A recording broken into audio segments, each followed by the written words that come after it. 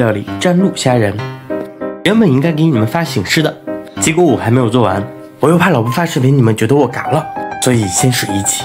正好我刷到了这个，所以我想吃他俩的瓜，并且这个料理看着也很简单，主要是材料应该你们都有，原型应该就是龙井虾仁，但是龙井真的好贵呀，于是我斥巨资买了20块钱的。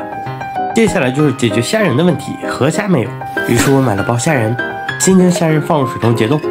再泡一杯龙井，但是谁能告诉我这个玩意儿为什么这么贵？高低咱得先尝一口。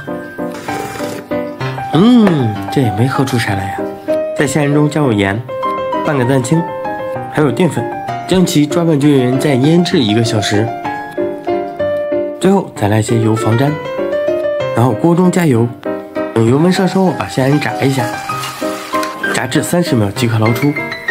在锅中加入泡好的龙井。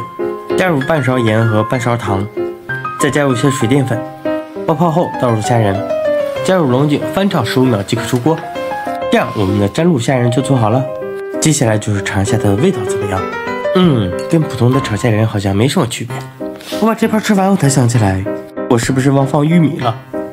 得亏咱们的虾买的多，赶紧重新泡一份。这龙井虾仁好吃是好吃，就是有点费事儿，所以我们换种做法，直接将虾仁煮熟。再用龙井茶调一个淀粉水，调味只需要加入鸡精、盐、料酒。锅中加油，将虾仁炒一下，再加入玉米，还有我们调好的淀粉水。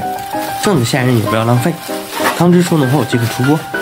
这样我们叶兰的特色料理沾露虾仁就做好了，尝一下。感觉其实这样也挺好吃。